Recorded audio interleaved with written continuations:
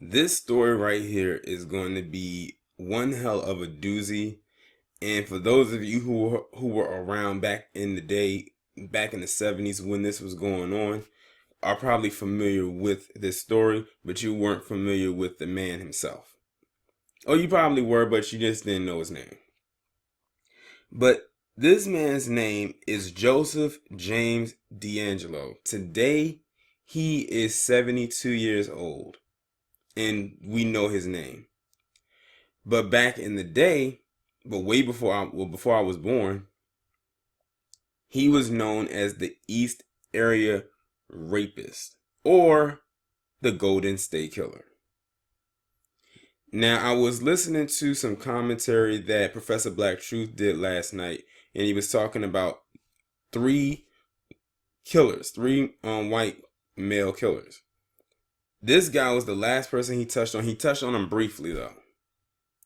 And then when his commentary was done, I had saw that Mr. Superboy had uploaded a video just solely about him, and I need to go watch it. I'll probably do that after I record this video. Talking about this same guy. This guy has a past. And it makes you wonder, why in the hell did it take so long for them to get this guy? I'm going to read this article and then I'm going to give my theory on why it took them so long to get him. A former police officer, see, we already got it. A former police officer. He was committing these crimes while he was a cop.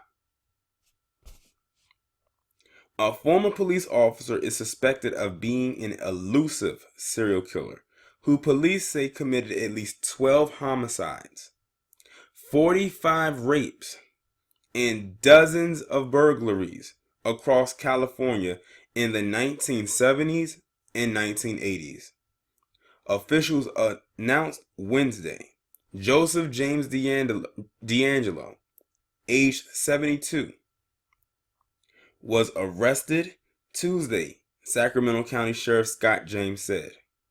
Sacramento County jail records show DeAngelo was booked overnight and was ineligible for bail. The FBI says it has a team gathering evidence at a Sacramento area home linked to DeAngelo.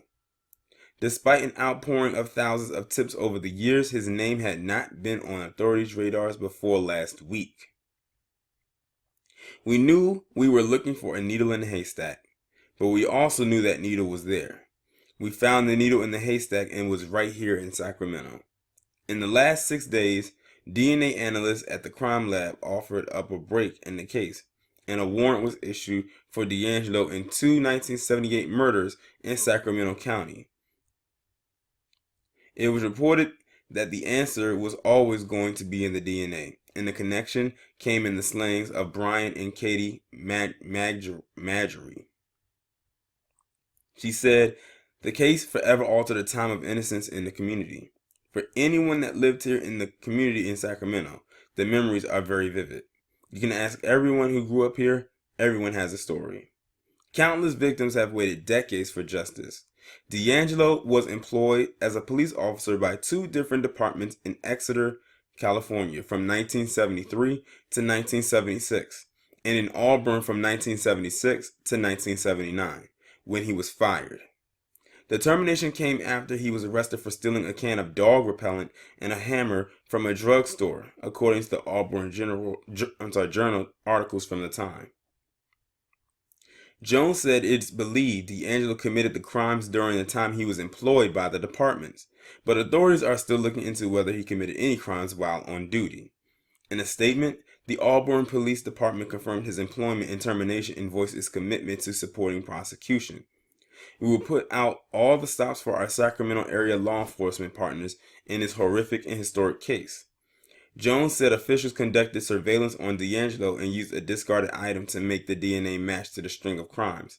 He said officials got information about his routine and developed a plan to wait for him and come out of his residence. And when he came outside, a team took him into custody. He was very surprised by that. I bet he was. Jones said DeAngelo has adult children, but wouldn't comment further on his family. He said authorities have interviewed his family members, and the arrest came as a quick is quite a shock to them. Alameda County District Attorney Nancy O'Malley said officials have linked the rapes, murders, and robberies to DeAngelo either through DNA or through modus operandi. The crimes stretch across 10 California counties. Ventura County District Attorney Gregory Totten said he has charged DeAngelo 2 counts of murder for the March 1980 killings of Lyman and Charlene Smith in their Ventura County home. The charges include special circumstances of multiple murders, murder during the commission of a rape, and murder during the commission of a burglary. Totten says prosecutors will seek the death penalty against the former police officer. He said the crime spree literally struck terror in the hearts of residents. We will, God willing, hold this man fully accountable for his crimes. Orange County District Attorney Tony Rackauckus said DeAngelo is accused in his county in the 1980s murders of Keith and Patrice Harrington, the 1981 murder of Manuela Whithun, and the 1986 murder of Janelle Cruz. Finally, after all these years, the haunting question of who committed these terrible crimes has been put to rest. Bruce Harrington, the brother of murder victims Keith and Patrice Harrington, who were beaten to death in their Dana Point home, applauded law enforcement for their commitment to solving the staggering crime spree. Sleep better tonight. He isn't coming through the window, Harrington said. He's in jail and he's history. Jane Carson Sandler, who was sexually assaulted in California in 1976 by a man believed to be called the East Area Rapist, says she received an email Wednesday from a retired detective who worked on the case telling her about the arrest. I have just been overjoyed, ecstatic. It's an emotional roller coaster right now. Carson Sandler, who now lives near Hilton Head, South Carolina, told the Associated Press in a telephone interview. I feel like I'm in the middle of a dream and I'm going to wake up and it's not going to be true. It's just so nice to have some closure and know that he's in jail. 48 Hours investigated the case in the episode The Golden State Killer.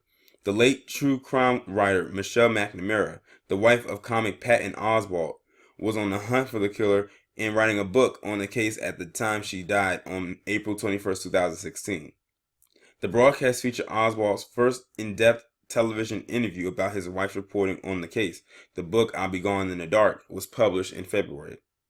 Jones said he fielded questions from all over the world about the new book, but he said he didn't lead to the arrest. The book kept interest and tips coming in, but other than that, there was no information extracted from the book that led to the arrest. As the assailant committed crimes across the state, authorities called him by different names. He was dubbed the East Area Rapist after his start in Northern California, the Original Night Stalker after a series of Southern California slayings, and the Diamond Knot Killer for using an elaborate binding method on 2 of his victims. Most recently called the Golden State Killer, he has been linked through DNA and other evidence to score crimes. Armed with a gun, the masked attacker terrorized communities by breaking into homes while single women or couples were sleeping. He sometimes tied up the man, piled dishes on his back, then raped the woman while threatening to kill them both if the dishes tumbled. He often took souvenirs, notably coins and jewelry, from his victims, who ranged from age 13 to 41.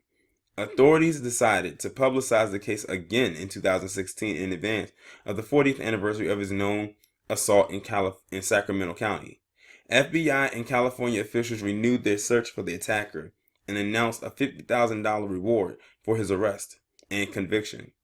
He's linked to more than 175 crimes in all between 1976 and 1986. Wow. This guy was a piece of work. He has been doing these crimes for well over 10 years. And it took them well over 40 to finally get him. So anybody down in the comments who was around during that time, let me know if you actually remember this case. This guy is the epitome of your I guess you could say your true colonizer. Now, I would like to know, what is the Blue Lives Matter crew got to say about this? After all, he was a cop while committing these crimes. They didn't say that he wasn't. They're just trying to find out if he committed any of these crimes while on duty. 9 times out of 10, he probably didn't. But you know what?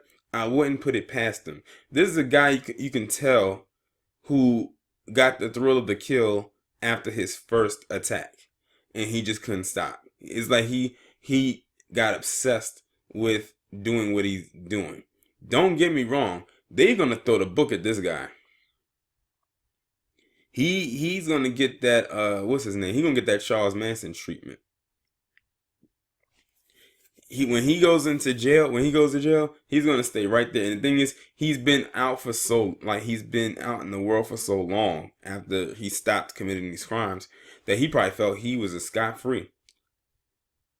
This lets you know that they'll keep a file on you all the way until the day that you die, no matter what you did. I put it like this though. I don't think a black person could have did all of this and been free for that long and then they finally catch up to him. I don't think that could have ever happened. Because if that was the case, John Allen Muhammad and Lee Boyd Malvo would probably still be out and about to this day. And they probably would have committed way more crimes or way more shootings than they did, to be quite honest, if we want to use them as an example. Because for a while they didn't know who was doing the shootings. But this guy was able to live out his freedom for 40 plus years. He was living out his freedom while being a cop and while committing these crimes and after he stopped. He's 72 now. He probably thought, oh, at this point, they're never going to catch me. That man went on and started a family and whatnot. Like, can you imagine, finding out that the person that you laid up with was a staunch serial killer, burglar, and rapist who committed all these crimes? Could you imagine finding out that your dad was the guy that got that title of Golden State Killer?